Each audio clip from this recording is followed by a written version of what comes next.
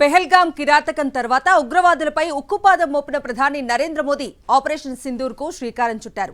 భారతదేశ సైన్యం చాలా పకడ్బందీగా అత్యంత ఖచ్చితత్వంతో దాడులు చేసి పలు ఉగ్రవాద స్థావరాలను మట్టుబెట్టింది. ఉగ్రవాదాన్ని, పాకిస్తాన్ను వేరువేరుగా చూడలేమని, అవి రెండు ఒకటేనని ఎప్పటినుంచో భారత్ చెబుతోంది. దౌత్య విధానాల ద్వారా పాకిస్తాన్ను బోన్లో నిలబెట్టడానికి ఎన్ని మార్గాలున్నాయో అన్నింటినీ మన దేశం అనుసరిస్తోంది. అంతిమంగా పాకిస్తాన్లోని పాక్ ఆక్రమిత కశ్మీర్లోని ఉగ్రవాద శిబిరాలపై దాడి చేసి ప్రపంచానికి తన సత్తాను చాటింది. ఉగ్రవాదం పట్ల భారతదేశ విధానం ఏంటో చెప్పకనే చెప్పింది. ముందు భారత్పై జరిగే ఏ ఉగ్రవాద దాడినైనా సరే యుద్ధంగానే పరిగణించి దాన్ని ఎదుర్కొంటామని స్పష్టం చేసింది. ఆపరేషన్ సింధూర్ విజయవంతమైన నేపథ్యంలో యుద్ధం చుట్టూ అలుముకున్న పలు ప్రశ్నలపై, విమర్శలపై ప్రముఖ జర్నలిస్ట్ కొమ్మినేని శ్రీనివాసరావు కామెంట్ ఇప్పుడు చూద్దాం. యుద్ధం అంటే సరదా కాదు, బాలీవుడ్ సినిమా అంతకంటే కాదు. భారత ఆర్మీ మాజీ చీఫ్ మనోజ్ నరవణే చేసిన అర్థవంతమైన వ్యాఖ్య ఇది. ఆయన చెప్పింది అక్షర సత్యం. యుద్ధం వల్ల జరిగే నష్టాలను కూడా ఆయన వివరించారు. యుద్ధం చివరి అస్త్రం కావాలని ఆయన అభిప్రాయపడ్డారు. ఆపరేషన్ సింధూర్ను నిలిపివేయడంపై వస్తున్న విమర్శల మీద ఆయన స్పందించారు. ప్రస్తుతం జరిగింది మిలిటరీ ఆపరేషన్ మాత్రమేనని, తద్వారా పాకిస్తాన్ ఆక్రమిత కాశ్మీర్లోనూ పాకిస్తాన్లోనూ ఉన్న ఉగ్ర శిబిరాలపై దాడులు చేసి ధ్వంసం చేయడం జరిగిందని ఆయన వివరించారు. తదుపరి ఏర్పడిన ఉద్రిక్త వాతావరణాన్ని కూడా ఆయన ప్రస్తావించారు. ఒక మిలిటరీ రిటైర్డ్ ఉన్నతాధికారిగా ఆయన చెప్పిన ఈ విషయాలకు ప్రభుత్వాన్ని నడిపే రాజకీయ నేతల మాటలకు మధ్య ఉన్న వ్యత్యాసంతోటే సమస్య వస్తోందనిపిస్తుంది. భారత ప్రధాని నరేంద్ర మోడీ జాతిని ఉద్దేశించి చేసిన ప్రసంగంలో దేశ ఆత్మవిశ్వాసాన్ని ప్రతిబింబించారు. ఉగ్రభూతం పైన ఆపరేషన్ సింధూర్ ప్రయోగించడం జరిగిందని ఆయన అన్నారు. ఉగ్రవాదాన్ని, పాకిస్తాన్ను వేరుగా చూడబోమని మోడీ స్పష్టం చేశారు. పాకిస్తాన్కు దిక్కుతోచక కాళ్లబేరానికి వచ్చి శరణు వేడిందని మోడీ పేర్కొన్నారు.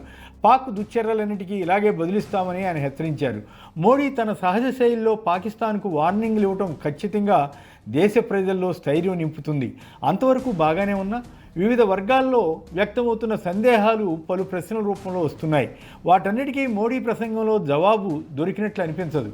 పాకిస్తాన్కు ఎలా బుద్ధి చెప్పింది వివరించినప్పటికీ భారత్ ఈ ఆపరేషన్ సింధూర్ను సడన్గా ఆపివేసిందా అన్న ప్రశ్న ఎదురవుతోంది. మిలిటరీ అధికారుల స్థాయిలో శరణు కోరితే భారత్ అంగీకరించడం సమంజసమేనా అన్నది కొందరి డౌట్. కశ్మీర్ లోయలోని పహల్గాం వద్ద జరిగిన దారుణమైన ఉగ్ర ముష్కరుల మారణకాండను దేశమంతా నిరసించింది. వారికి తక్షణం బుద్ధి చెప్పాలని కోరుకుంది. గతంలో ఉగ్రదాడి జరిగినప్పుడు మోడీ నాయకత్వంలోని కేంద్ర ప్రభుత్వం ఆధ్వర్యంలోని మన సైన్యం చేసిన సాహసోపేత దాడి ప్రపంచవ్యాప్తంగా సంచలనమైంది. పాక్ ఆక్రమిత కాశ్మీర్లో ఉగ్ర శిబిరాలను నాశనం చేసి పలువురు ఉగ్రవాదులను మట్టుబెట్టారు. ఆ చర్య మోడీ ప్రభుత్వానికి ఎనలేని ప్రతిష్ట తెచ్చింది. భారత్ జోలికి రావాలంటేనే పాక్ భయపడుతుందని భావించారు. పహల్గాంలో ఉగ్రవాదుల రాక్షస కృత్యం అత్యంత నీచమైనది. అమాయకులైన టూరిస్టులను, అది కూడా మత ప్రాతిపదికన కాల్చి హత్య చేయడంపై దేశం యావత్తు ఆగ్రహవేశాలు పెలుబుక్కాయి. దీనిపై విదేశీ పర్యటనలో ఉన్న ప్రధాని కూడా టూర్ రద్దు చేసుకుని భారత్కు తిరిగి వచ్చారు. వెంటనే దీనికి ప్రతిగా ఏమి చేయాలన్న దానిపై సమీక్షలు చేపట్టారు. మోడీ ప్రభుత్వం తీసుకునే ఏ తదుపరి చర్యకైనా మద్దతిస్తామని అన్ని పక్షాలు ప్రకటించాయి. ఈ తరుణంలో మోడీ సైన్యానికి పూర్తి స్వేచ్ఛ ఇస్తున్నట్లు ప్రకటించారు. ఆ పిమ్మట భారత సైన్యం ఉగ్ర శిబిరాలను విజయవంతంగా ధ్వంసం చేసి వచ్చింది. సుమారు 100 మంది ఉగ్రవాదులను కూడా హతమార్చింది. ఈ సమయంలో పాకిస్తాన్ కూడా సరిహద్దుల్లో కాల్పులకు, ఇతరత్రా దాడులకు పాల్పడడానికి ప్రయత్నించగా భారత సైన్యం తిప్పికొట్టగలిగింది. అంతేకాక రావల్పిండి తదితర పాక్ మిలిటరీ స్థావరాలపై దాడులు చేసింది. నిజానికి భారత్ సైనిక శక్తి ముందు పాక్ ఎందుకు కొరగాదన్నది వాస్తవం. ఈ సమయంలో కేంద్రంలోని పెద్దలు కానీ, బీజేపీ, ఆర్ఎస్ఎస్ నేతలు కానీ యుద్ధం చేయబోతున్న సంకేతాలు ఇచ్చారు. మనం తలుచుకుంటే పాక్ ఆక్రమిత కాశ్మీర్ను స్వాధీనం చేసుకోవడం కష్టం కాదని, అసలు పాక్ ఉనికే ప్రశ్నార్థకమవుతుందని ప్రకటనలు చేశారు. వీటి ఆధారంగా చాలామంది యుద్ధం ఆరంభమైనట్లే అని భావించారు. సాంకేతికంగా భారత్ యుద్ధ ప్రకటన చేయకపోయినప్పటికీ ఇకపై పాక్ నుంచి ఎలాంటి చికాకు ఎదురుకాకుండా పీఓకే మన అధీనంలోకి వస్తుందని పలువురు భావించారు. పాక్ 4గా చీలిపోయే అవకాశం ఉందని కూడా కొంతమంది జోస్యం చెప్పారు. కానీ అలా జరగలేదు. పాక్ మిలిటరీ శరణు కోరడంతో కాల్పుల నిలిపివేతకు అంగీకరించామని మోడీ తెలిపారు. కాల్పుల విరమణతో మోడీ ప్రభుత్వం సాధించింది ఏమిటి అని విపక్షాలు ప్రశ్నించాయి. ఈలోగా అమెరికా అధ్యక్షుడు ట్రంప్ వేలు పెట్టి ఇదంతా తన ఘనతని చెప్పుకోవడం మరింత చికాకైంది. దాన్ని విదేశాంగ శాఖ ఖండించినప్పటికీ ప్రధాని బహుశా దౌత్యనీతి లేదా మరే కారణం వల్లనో తన ప్రసంగంలో ఆ ప్రస్తావన చేయలేదు. కశ్మీర్ విషయంలో మూడో పక్ష రాయబారానికి అంగీకరించబోమని భారత్ చెబుతుండగా ట్రంప్ తాను మధ్యవర్తిత్వం చేస్తానని అనడం బాగోలేదు. అంతేగాక అమెరికా తన స్వప్రయోజనాలకు అనుగుణంగా వ్యవహరించి భారత్ పాక్లను ఒకే దృష్టితో చూడడం ఆశ్చర్యపరిచింది. భారత విదేశాంగ విధానంలో ఏమైనా లోపం ఉందా అన్న ప్రశ్నకు తావిచ్చింది. మరోవైపు పాకిస్తాన్ పహల్గాంలో జరిగిన దుశ్చర్యతో తమకు సంబంధం లేదని అబద్ధాలు చెబుతోంది.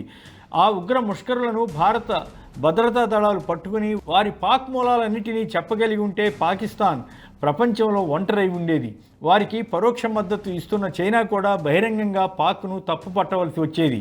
అయితే పాకిస్తాన్ భారతదేశం వద్ద ఉన్న S-4 సుదర్శన రక్షణ కవచాన్ని ఏమీ చేయలేకపోయిందన్న విషయాన్ని మోడీ అన్ని దేశాలకు తెలిసేలా అదంపూర్ వెళ్ళి బేస్ నుంచి ప్రసంగించడం బాగుందని చెప్పాలి.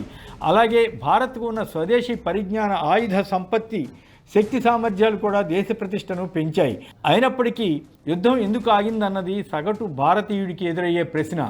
దానికి మాజీ ఆర్మీ చీఫ్ నరవణే ఇచ్చిన ప్రకటన అర్థవంతమైన జవాబు అవుతుంది. యుద్ధం అంటే సినిమా కాదు, అది చివరి అస్త్రం కావాలన్న ఆయన మాటలు వాస్తవం.